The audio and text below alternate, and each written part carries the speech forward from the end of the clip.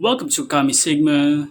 This is your Sensei Julius Ochoa back again for another video, very interesting video regarding mantras. As you all know, here in ôKAMI Sigma, we're here to help other people ascend to a higher state of consciousness. And one of the very useful tools and techniques that I was able to learn during my journey, my spiritual journey, is to chant mantras and harness the power of these mantras in order to make profound changes in my life and at the same time align with the vibrations of the universe. Now, there are many mantras out there that are already existing, whether it's a Buddhist mantra, Tibetan mantra, uh, you have the Hindu mantras. And these mantras are very powerful because these are uh, created by bodhisattvas, enlightened teachers such as Gautama Buddha, and bodhisattvas who attained enlightenment, as well as our great ancestors who came from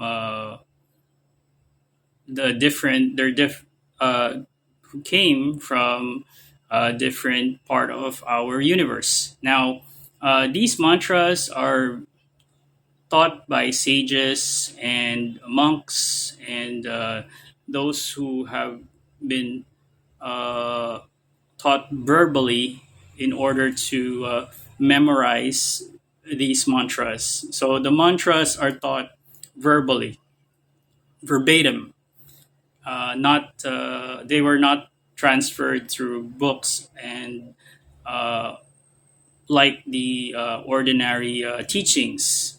Most of the ancient teachings are transferred to through generations of memorization. Okay, so only lately in our modern times that these mantras have been documented and uh,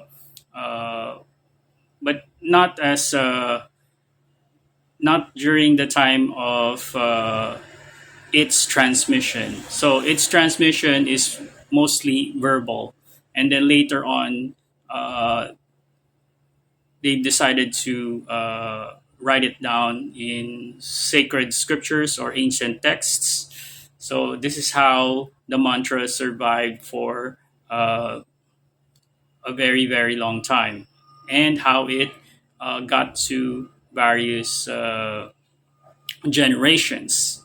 Now, the amazing thing about mantras that I really like is each mantra has its own purpose and its own vibration.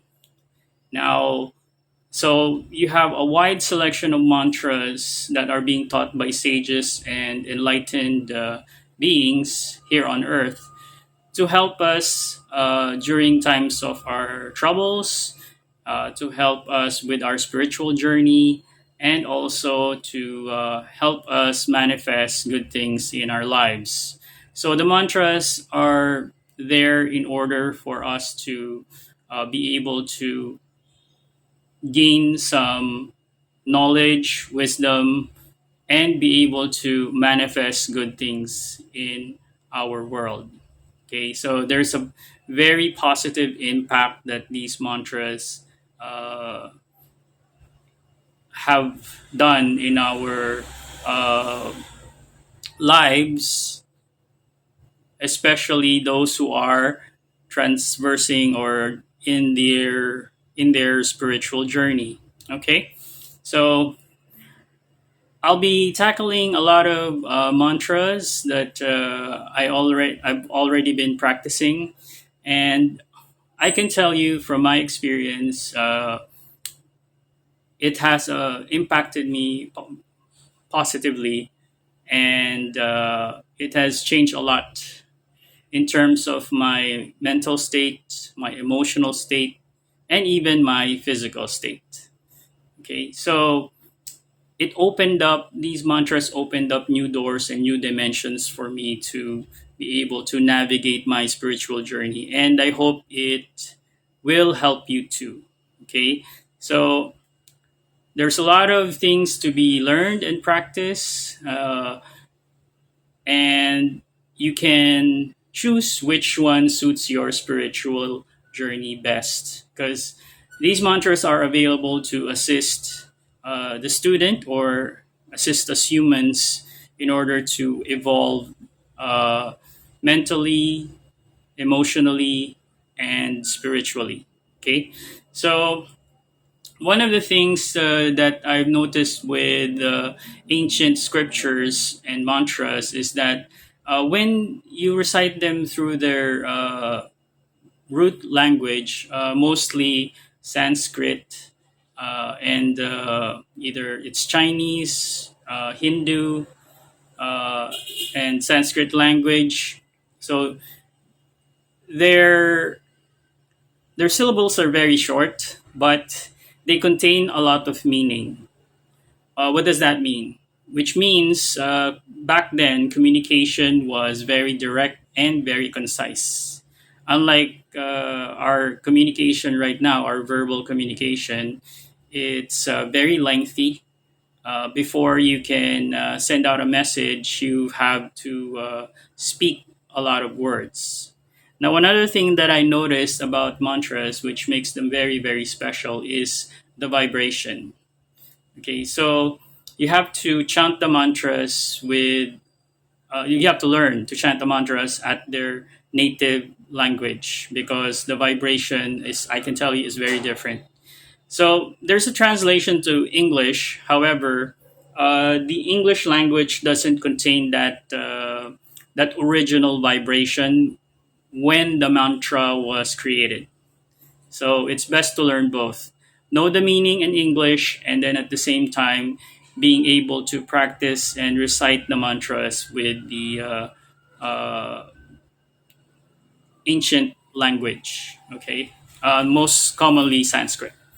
Okay, so it's a very, very exciting journey for me, and I've learned a lot studying these mantras, and it took me into various cultures. And what I've what I really like about it is I've learned to appreciate and also understand other cultures.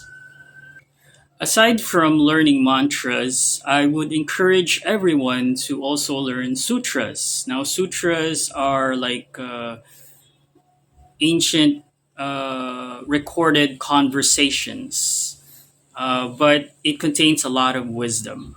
So, most of the mantras originated from their various sources, and some of them are part of the sutras.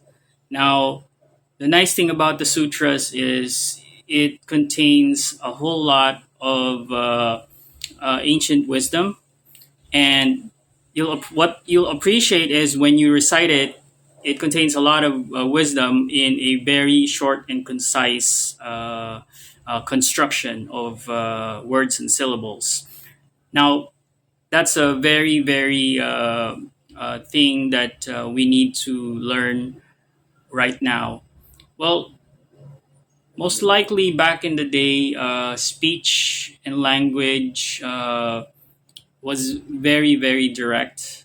And the only difference that we'll see as language progressed is the addition of new words, because we have new things created in the modern day, and also new systems, and also new processes that require, and also new cultures that require new words. However, academically, we have to remember that when, especially when translating ancient texts, the names must be retained and spoken as is.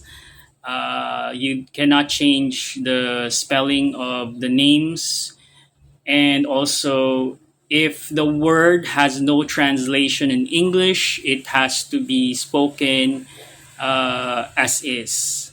Now, this is something that you need to keep in mind when learning mantras. And it's a good thing to if you to research further if you encounter a word or a name or even a phrase uh, that can't be translated in English, because it will lead you to a lot of interesting things.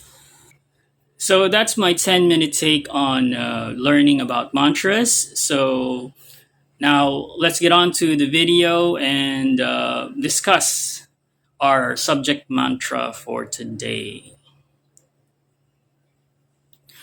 By the way, before we continue, I'd like to give a shout out and a thank you to all of you who have supported ôKAMI Sigma Universe. And for those who are new, welcome.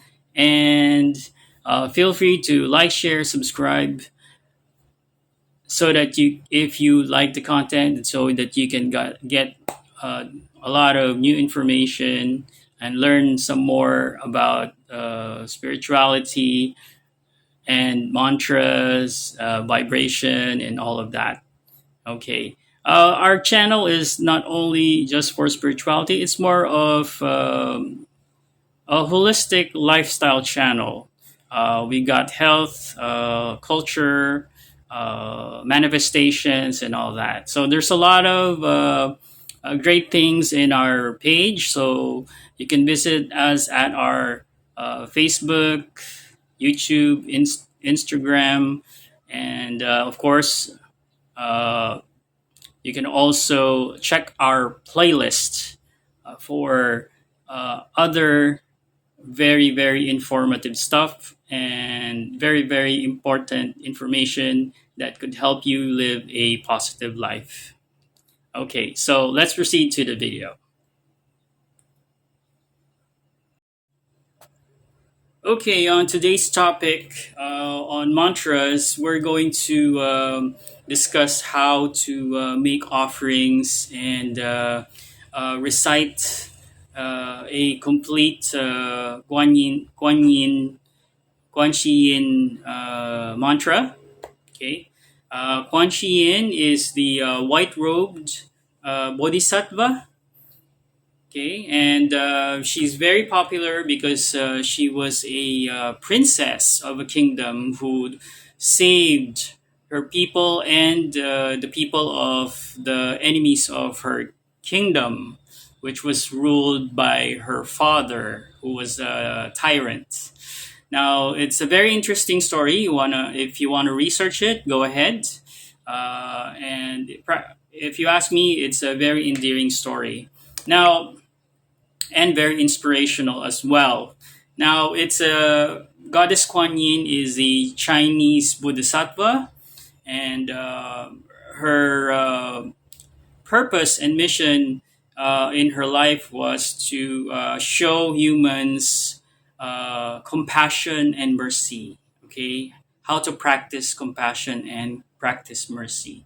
Okay, now, all right, so this practice is a combination of you'll hear Chinese terms and also Sanskrit terms. Okay, so just a heads up. Okay, so the mantra became popular during the Tang Dynasty, where Buddhists practice this mantra, and during that time, okay, during the Tang Dynasty, uh, this mantra was recited and was very, very popular.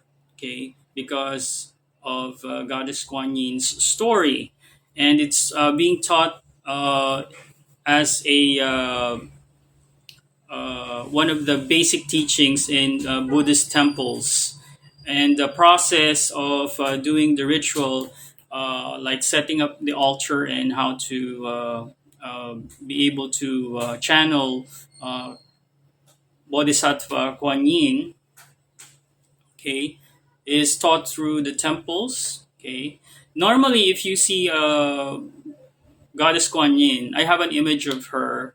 Um, my intuition guided me to acquire this a small bronze statue, a tabletop statue of Goddess Kuan Yin. It's as far as I can tell, it might be an antique, but because there's a signature underneath, it might be worth something. I'm not so sure. I might need to check. However, like I had a conversation with my daughter, and I asked her, when you look at the goddess Kuan Yin or Bodhisattva Kuan Yin, what do you see? And then she answered very lovingly. She said, "I see beauty." Okay, so that's the energy that is reflected by Goddess Kuan Yin's image. Now, with regards to idol or image, if you're Christian or come from that Western background, you need to understand the principle behind images. Okay, so usually when you have a picture, also a script mantra on a scroll, or an image of the deity itself, these are used in order to channel your focus and energy into the object. Why? If you don't understand energy comes from within us and around us, we are able to channel that energy. And channeling an energy to an object radiates the vibration or the mantra that you're channeling into it. So if you're Christian or coming from a different religious background, uh, this is how this process is done. Now, when you channel the energy, the item becomes imbued with your essence and your energy, making it a part of who you are. And then the mantra that you chant into it, uh, including the image that it projects onto you, the meaning of the mantra, the qualities that the mantra is imbued in the image is reflected back onto you so that you can embody the mantra, and then the mantra becomes part of your self, and then it manifests in your external reality. Okay, so it's like changing your environment and also your uh, energetic field. That's how it works. For myself, I for one has experienced this, wherein I was able to channel energy from. I started off with a mantra on the scrolls. So that was my first encounter, wherein the energy was so intense that the scriptures or the script or the characters popped out of the paper energetically, and I can say to you that I saw that happen, that energy on a with my own two eyes physically. Okay, so that's one amazing experience I can really tell you. And then uh, the second one was for, okay, which is most recent, was through pictures. Okay, so with the pictures, the qualities the qualities of let's say I was looking at a Hindu deity, a picture of a Hindu deity, or like my first example with my daughter, uh, the qualities of the deity that you aspire to attain is imbued into, reflected back into you, to your body, into your being, okay, into your energetic field. Now, when you are looking at an image, okay, in terms of a statue, it almost has the same effect, but it's more on the physical side, wherein the calmness of, let's say, if you're looking at the statue of a Buddha or Goddess Quan Yin, Goddess Quan Yin would have this very, the quality wherein she would reflect beauty. Okay, and then if you're looking at Buddha, Gautama Buddha's image, it would reflect the energy of peace, calm, and serenity. If you're looking at a statue of Bodhi, which looks like a big plump guy with a big smile, it it bounces back or reflects the energy of happiness. So that's how it works really, which is not explained by which is not outwardly explained by most teachers or historians or other religious groups. They just assume that this and that are, or sometimes in a negative sense, they demonize the whole cultural process and the whole cultural art. So you have to understand, you need to keep an open mind and to learn these techniques and teachings that it would be beneficial for you as an individual and in a practical level. So it starts with, in a sense, it starts with the individual itself. So it's an internal working mechanism between you and the external environment, your reality. So, in order to change your reality, you need to be able to learn how to channel energy. Okay? So, that's one thing we humans essentially need to learn. Okay? All right.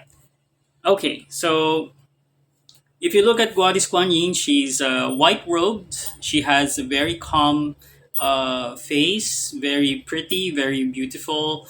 Of course, she has a feminine body, but when you're a bodhisattva, it doesn't matter whether you're male or female or what the gender is. So the gender can change. Uh, Gender is just for procreation.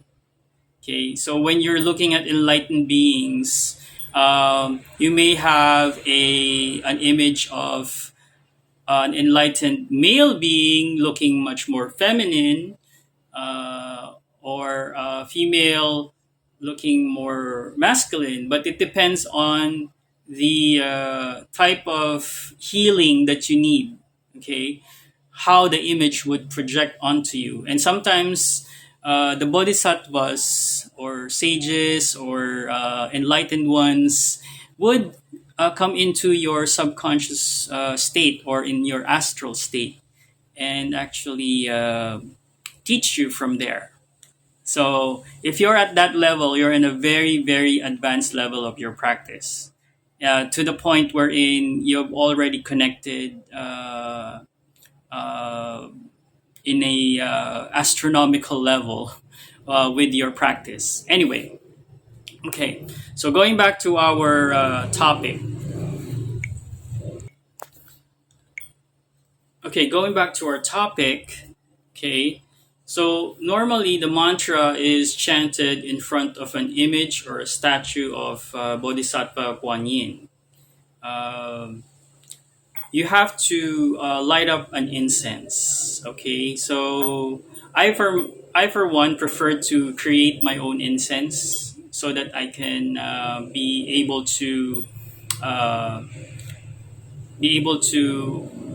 create or channel specific energies using the incense. Again, we're still talking about the energy. Okay, so I make my own incense. In case you didn't know, you can check it out. I have some videos in our playlist in Okami Sigma Universe, especially in the intuitive playlists. Okay, so I also sell them. Anyway, if you want some incense, you can message me, no problem.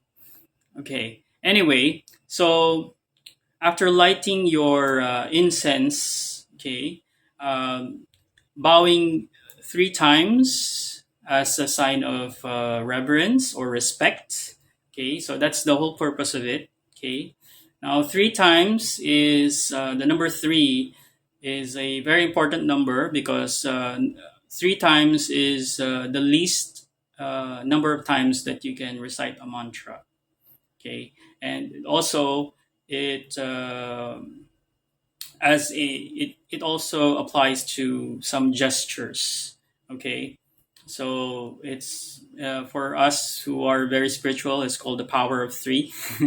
Okay, anyway, the mantra is the central part that originated from India and is preserved and translated through Chinese traditions and can may be alternate with the Sanskrit translation.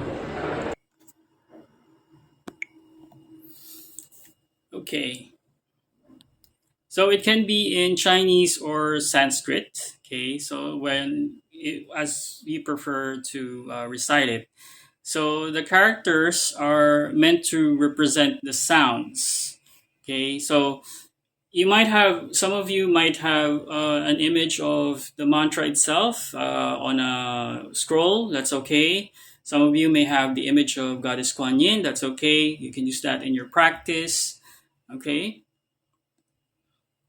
All right. So the sound is very important. So don't try to hurry when you're reciting mantras. Okay, because when you say the mantra, you should focus on the meaning instead of just sounding off the words. Okay, uh, your mind and your intention, your mind's focus and your intention is very, very, very important.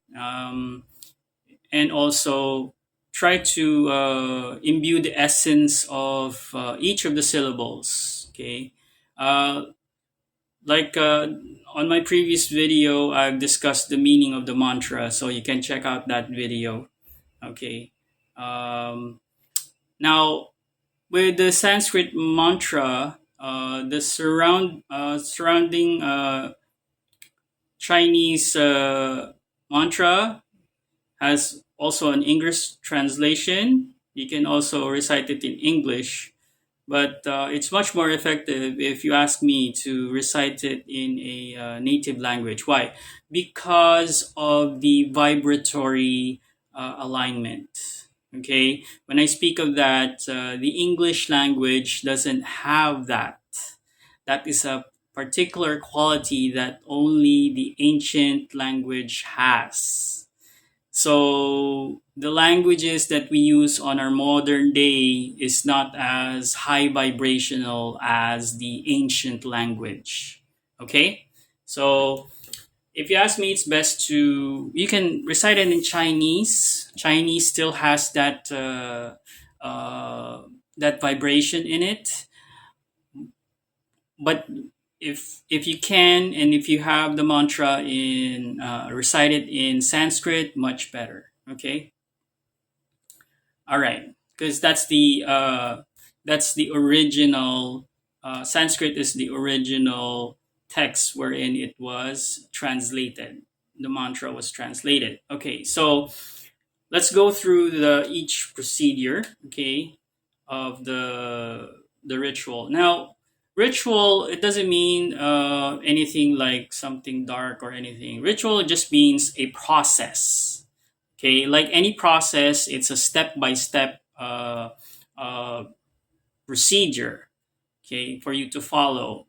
Now, this procedure is done in each order so that you can increase the energy and the vibration and the concentration of your practice. Okay, lighting an incense as the first step. Once you're in front of your altar, um, it will allow you to be in a calm state of mind, and the smoke in the air will cleanse your sacred space, your altar. It actually cleanses the area. So it's best to have a very very uh,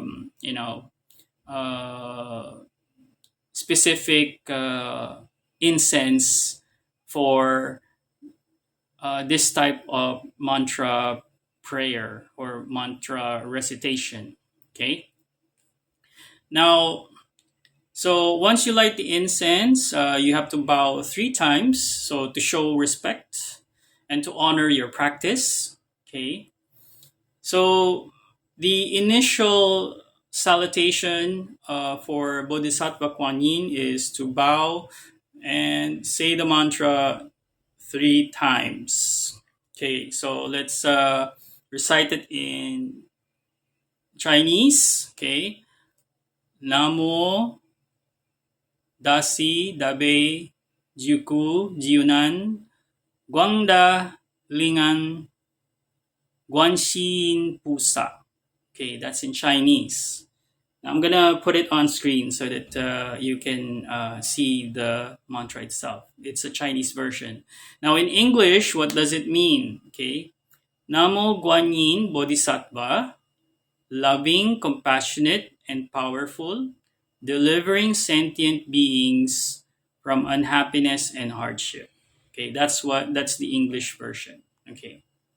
So after the 3 salutations, you can continue by saluting the 3 treasures. Now, if you're not familiar with that, okay, um, just for educational purposes, okay, the 3 treasures uh, is Buddha, Dharma, and Sangha. What's that? What does that mean? Buddha is enlightenment.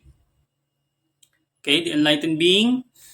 Dharma is the wisdom, okay, lesson, and then the sangha is the community. Okay, so you can view community in terms of a small community, large community, a city, a country, a nation, or the entire world as a human race. Okay, all right. So Buddha becomes Buddhaya. Okay, when you honor it, you can, and then Sangha. You can say it as it is. And then Dharma. Okay. Now to recite it in Chinese. Okay, you can recite it as follows: Namo Pho, Namo Fa, Namo Sing. Okay. Okay. Namo Buddhaya, Namo Dharmaya, Namo Sanghaya. Okay. That's Sanskrit. Okay. All right. The next step is saluting. Okay, 3 times the 3 treasures. Okay. Again, Namo Jiku Junan Guanxin Pusa. Okay, 3 times. Okay. Translation in English is Namo Guanyin Bodhisattva, delivering sentient beings from unhappiness and hardship. Okay. So just recite it 3 times. Okay. Very simple. Okay. So those are the salutations. Now chanting the mantra, okay, this is a part wherein you have to really focus and your intentions. Okay? All right. So the mantra is Da Shi Dao Ong Kila Fa Dao Kila Fa Dao Kila He Fa Dao La Ki Fa Dao La Ki Fa Dao Sa Po He. Okay. All right. So Sanskrit version is Tadyata Om Karavarta Karavarta Gahavarta Ragavarta Ragavarta Swaha. Okay, so you can see. Okay, so you can see the translation almost having the same uh, vibration with the Chinese version and the Sanskrit version. But which one is more easier for you? You can pick and choose. Okay. All right. All right. So you can supplement the Sanskrit mantra and expressing your wishes for assistance or help uh, from Chinese to English. Let's say if you're asking, let's say you're making the request, you can speak on any of those languages, okay? Whichever you're accustomed to using. If you're Chinese, you know, you can speak in Chinese for your personal prayer. If it's English that you're used to, you can speak in English for your personal prayer. So, bodhisattvas can transcend language barriers, so it's no problem. Okay.